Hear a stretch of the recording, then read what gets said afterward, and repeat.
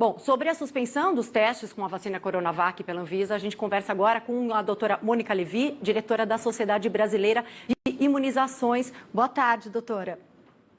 Boa tarde a todos. É comum essa paralisação dos testes quando acontece um efeito adverso e não se tem, de fato, as informações concretas? Sim, isso faz parte do protocolo de qualquer estudo. Evento adverso considerado grave e não esperado. Deve-se fazer uma suspensão, avaliar se ele tem relação com a vacina ou não, e aí prosseguir o estudo quando puder ser descartada essa associação. Isso faz parte do protocolo de pesquisa, sim. Agora, doutora, neste caso, por exemplo, que aconteceu no final do mês passado, o Instituto Butantan já tinha essas informações detalhadas da causa da morte e, caso seja confirmado um caso de suicídio, se a Anvisa tivesse sido alertada, né? Chegou na Anvisa um aviso de que um dos participantes do teste foi suicídio a causa da morte, o teste mesmo assim seria interrompido ou nesse caso daí não? Já com a perícia em mãos? Veja bem, segundo a Anvisa, eles necessitam de todo um relatório formal do Comitê de Avaliação Externa, né?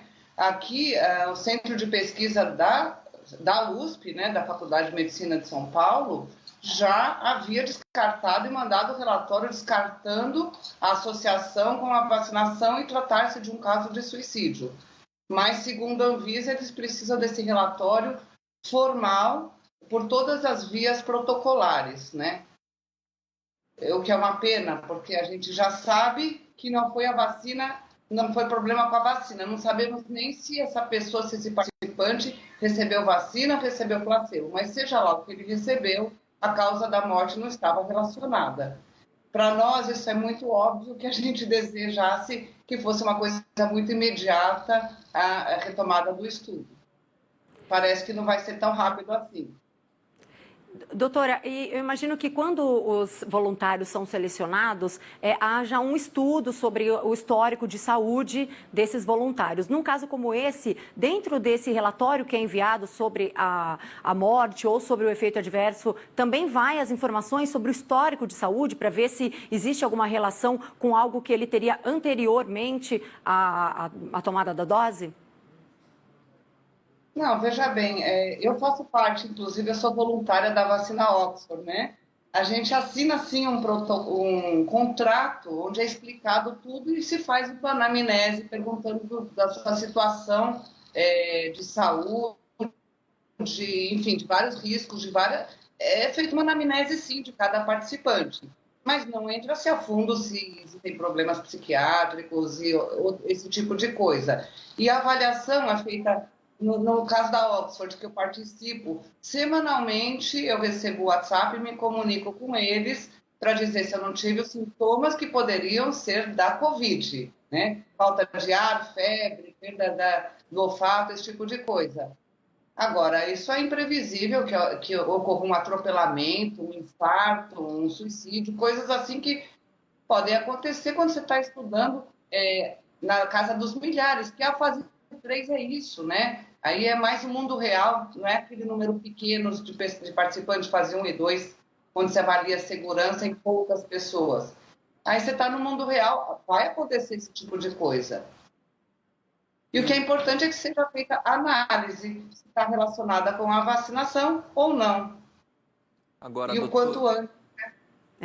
Agora, doutora, no próprio caso dos testes de Oxford, também aconteceu a morte de um participante e o processo não foi interrompido, né? A que se deve essa comunicação, quem sabe, mais eficiente entre o comitê e o laboratório?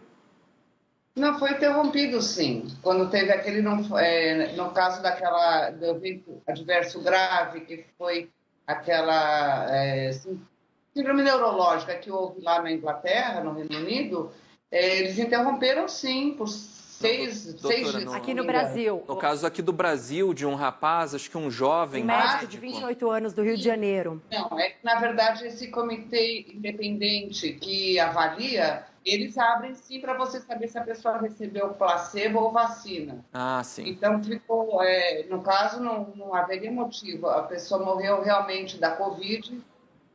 que ela tinha recebido placebo. Não faz o menor sentido interromper o estudo frente a essas informações.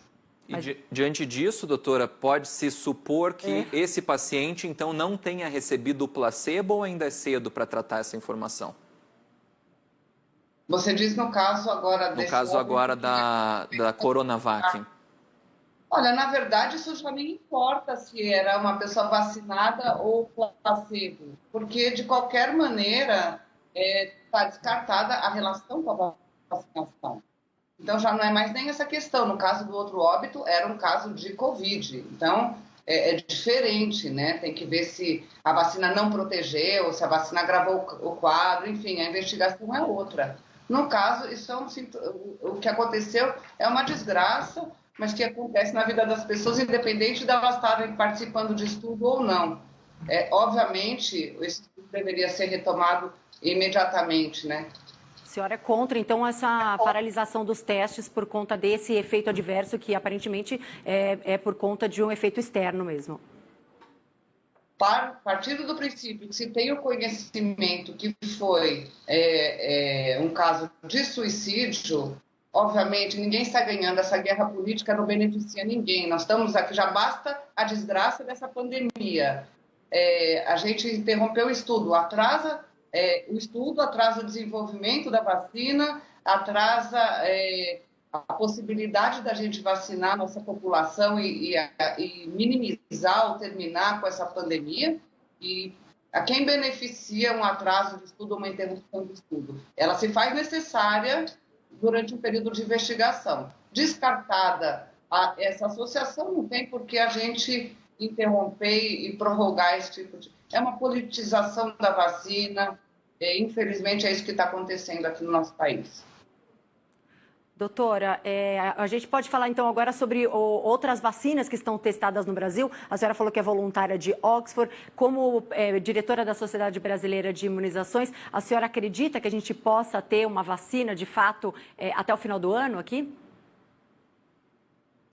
Não, certamente a gente vai... Esse cuidado todo que a gente está tendo com a análise de segurança é justamente porque nós estamos com a pressa de licenciamento. É diferente de outras vacinas que a gente tem um tempo muito maior, que normalmente demora anos, até da produção até o licenciamento e o uso na população.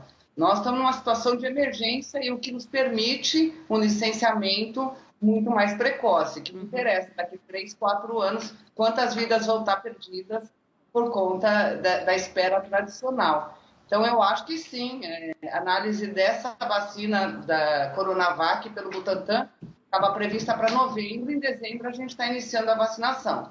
É um cronograma difícil de acreditar, né? Mas eu acho que para início do ano que vem a gente ter vacinas disponíveis é uma realidade. E dessas vacinas que estão sendo testadas no Brasil, doutora, existe alguma diferença ou relevância de alguma que realmente esteja em destaque, que esteja mais avançada, ou elas estão no mesmo patamar? Não, a gente tem no mundo 10 vacinas que estão na fase 3, né? Dessas que estão sendo testadas no Brasil, elas estão muito equivalentes. E eu espero que os resultados sejam ótimos e que a gente tenha o maior número de vacinas disponíveis aqui e o quanto antes. E independente de procedência, que sejam seguras e que provem eficácia. É isso que a gente quer. E ontem foi divulgada a eficácia, inclusive, da vacina da Pfizer, né, já comprovada, né, eles apresentaram os estudos, e também a vacina russa, eles afirmaram que a eficácia é acima de 90%, né, das duas. Os russos ainda não apresentaram a documentação, pelo menos pelo que foi informado. Mas qual que é a análise que dá para se fazer, até em relação a outras vacinas? Essa eficácia de 90%, ela realmente é importante? Era o que era esperado ou ela ficou aquém, né, do que se esperava? Não, eficácia de 90% numa vacina é excelente. Não existe nenhuma vacina 100% eficaz. Isso já é uma condição que a gente conhece. Quando a gente fala em eficácia 90%, é altíssima, acima do esperado, porque, por exemplo, a própria Coronavac vai ser submetida ao pedido de licenciamento se ela demonstrar 50% de eficácia. Uma eficácia boa 70% para cima, quer dizer, 7 em cada 10 pessoas vacinadas estarem protegidas, é ótimo. Também tem que ver se ela protege totalmente, mas se ela consegue, às vezes, ter uma eficácia muito maior na minimização da gravidade. Então, tem vacinas que não protegem tão bem contra a doença, mas diminuem muito, muito o risco de complicações e de óbito. Por exemplo, a vacina da gripe é um exemplo bom disso. Então, com eficácia de 50% ou mais, teoricamente já pode ser licenciada. 90% para nós é excelente. Aí, mais uma boa notícia. Então, 50% já pode ser aprovado, 90% então é maravilhoso. Aguardamos então que seja no início do ano que vem, mas todos ansiosos por essa vacina, qualquer que seja a procedência, que ela funcione, né, doutora? Muito obrigada pela sua entrevista. Doutora Mônica Levin, diretora da Sociedade Brasileira de Imunizações. Boa tarde para você.